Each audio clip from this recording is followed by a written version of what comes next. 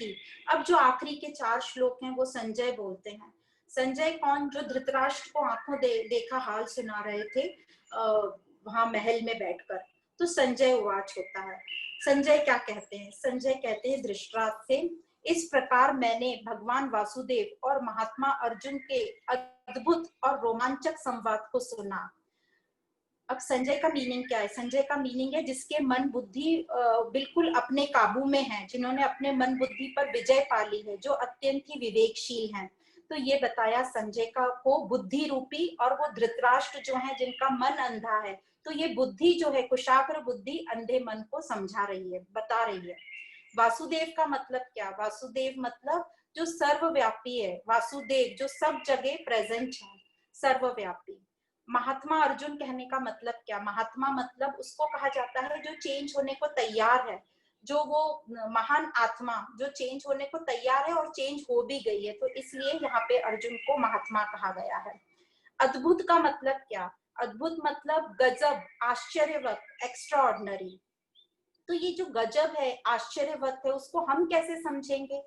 तो हम तो ऐसे ही समझ सकते हैं इस सृष्टि को देख के, ये सूरज चांद, ये ठंडी हवाएं, आप और हम, ये बदलते मौसम, वर्षा और वसंत, ये सब कौन है? कहाँ से आए हैं? कौन है जो मुझे सुनने की और देखने की, समझने की शक्ति प्रदान कर रहा है? कौन है जो हम सबको एक माला में पिरोए रखा है? ये सुबह की लालिमा, ये रात की चांदनी, ये बदलता समय, ये मधुर वाणी और ध्वनि, ये सब किसके प्रभाव से हो रहे हैं? तो यह सब उस दिव्य सत स्वरूप का गजब अभिव्यक्ति है। तो ये सब उसी का मैनिफेस्टेशन है, अभिव्यक्ति है। तो जिसकी रचना इतनी सुंदर, वह कितना सुंदर होगा। शब्दों में तो यह सिर्फ इतना ही बताया जा सकता है। और आगे संजय कहते हैं कि यह परम गोपनीय तत्व ज्ञान जो मैंने साक्षात योगेश्वर श्री कृष्ण और महात्मा अर्जुन को के बीच हुआ, वह जो मैंने सुना और देखा, वह श्री वेद व्यास जी की कृपा से सुना। तो वो वेद व्यास जी ने उनको दृष्टि दी थी संजय को, इसीलिए वो देख पाए। तो यहाँ वो वेद व्यास जी को कृतज्ञता प्रकट कर रहे हैं। और योगेश्वर मतलब योग का स्वामी। फिर आगे और संजय कहते हैं कि हे राजन, यह जो संवाद था बहुत ही अद्भुत था, बहुत ही रहस्य युक्त, कल्याणकारी और पुण्य पवित्र था। और आगे बोलते रूपम अद्भुतम हरे, मतलब श्री हरि का यह इतना अति विशाल और अद्भुत, गंभीर और आकर्षक रूप देखकर ये बुद्धि में इतना समा गया है कि पुनः पुनः स्मरण करके मेरा हृदय हर्षित हो रहा है। तो ये जो संजय ने देखा, उनको शब्दों में तो कहना नामुमकिन है, पर जो कह पा रहे हैं वो यह कह रहे हैं कि यह जो उसने विशाल रूप देखा, वो पुनः पुनः स्मरण करके, मतलब बार बार याद करके। तो हमारे लिए बार बार इस ज्ञान को हम श्रवण करें, इसका मनन चिंतन करें, तभी उसका ये जो फल है हमें मिलेगा, और उसका फल है हर्ष, आनंद। अब रूपम अद्भुतम हरे, इसका मतलब क्या? ये बहुत भक्ति भाव में संजय कह रहे हैं कि यह जो ज्ञान रूपी हमें दिव्य ज्ञान मिला है, यह बहुत ही अद्भुत है, गजब का है। तो क्या ये भक्ति भाव हमारे लाइफ में हम इसको अप्लाई कर पाएंगे, या हमारे लाइफ में हो पाएगा क्या?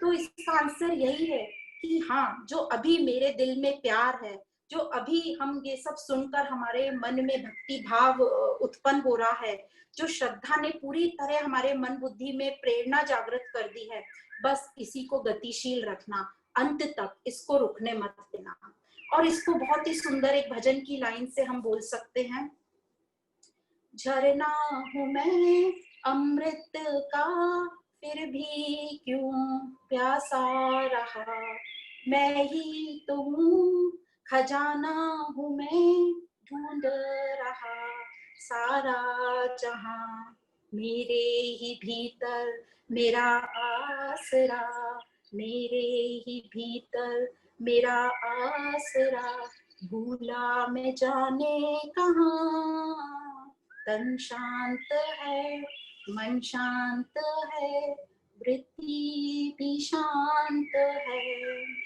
तो इस प्रकार हमको समझा कि हम ही है वो अमृत का सागर, पर हम बाहर ढूंढ रहे थे।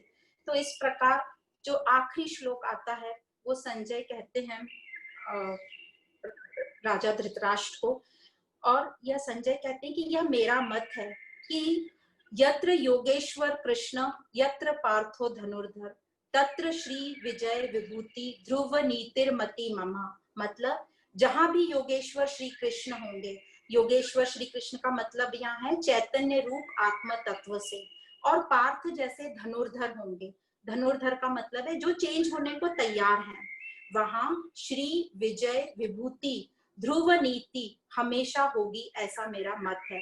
तो श्री मतलब समृद्धि, प्रॉस्पेरिटी, विजय मतलब जीत, विक्ट्री, विभूति मतलब हैप्पीनेस, आनंद, और ध्रुव नीति मतलब न्याय, जस्टिस। तो वहां पक्के से जस्टिस होगी, ऐसा मेरा मत है।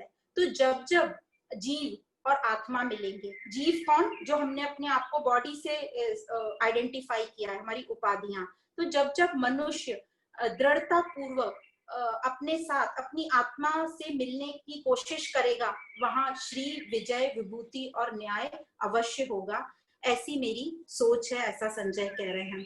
और यदि हमारी ऐसी सोच है कि अभी तो कृष्ण नहीं है, तो ये कैसे हो पाएगा, तो आगे यही कहा जा रहा है कि यह जो ज्ञान है, ये जो आध्यात्मिक ज्ञान है, ये कृष्ण का ही ज्ञान है, यह कृष्ण को ही दर्शा रहा है, और इसी को बोलते हैं प्रज्ञा नाम ब्रह्मा। तो जो हमने शुरू किया था, फर्स्ट श्लोक था धर्म क्षेत्रे कुरुक्षेत्रे, और ये जो लास्ट श्लोक के लास्ट शब्द हैं ध्रुव नीतिर्मति मम, तो लास्ट शब्द है मम और फर्स्ट शब्द है धर्म। तो मम धर्म मतलब मेरा धर्म, और कुरुक्षेत्र से हम धर्म क्षेत्र की तरफ बढ़े। तो मम धर्म, मेरा धर्म क्या है, तो मेरा धर्म यही है कि मैं अपने स्वरूप से मिलूं, अपने आप से मिलूं, तत्वमसि, वह तुम हो। तात्पर्य यह है कि मनुष्य का जो तात्विक स्वरूप है, जो हम तत्व से हैं, और जो हमारे लौकिक कर्तव्य है, संसारिक कर्तव्य, इन दोनों में जब बहुत सुंदर बैलेंस होगा, तभी हमारा जीवन आदर्श बन पाएगा। मतलब हमारी स्पिरिचुअल लाइफ और हमारी प्रोफेशनल लाइफ दोनों में बहुत सुंदर बैलेंस होना चाहिए, आध्यात्मिक और व्यावसायिक लाइफ में। तभी हम अपने आप को आदर्श जीवन के बोल पाएंगे कि हम एक आदर्श जीवन व्यतीत कर रहे हैं।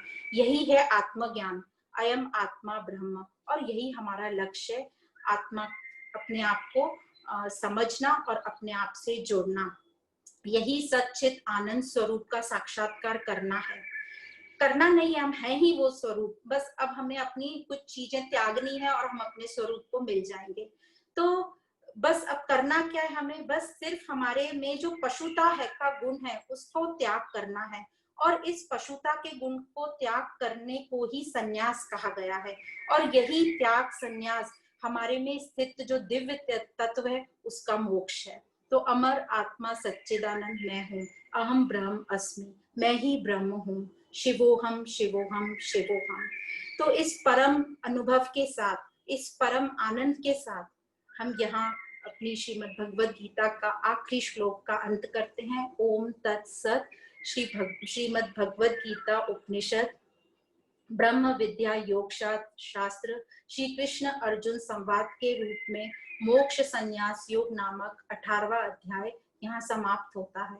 और अब हम, हमारे जो गुरु थे इस पूरी यात्रा में, श्री कृष्ण, जिन्होंने हमें पूरा जीवन जीने की कला सिखाई है और भी बहुत कुछ सिखाया है, तो उन गुरु को हम प्रणाम करेंगे। श्री कृष्णम वंदे जगत गुरु। आप सभी को बहुत बहुत धन्यवाद एवं प्रणाम।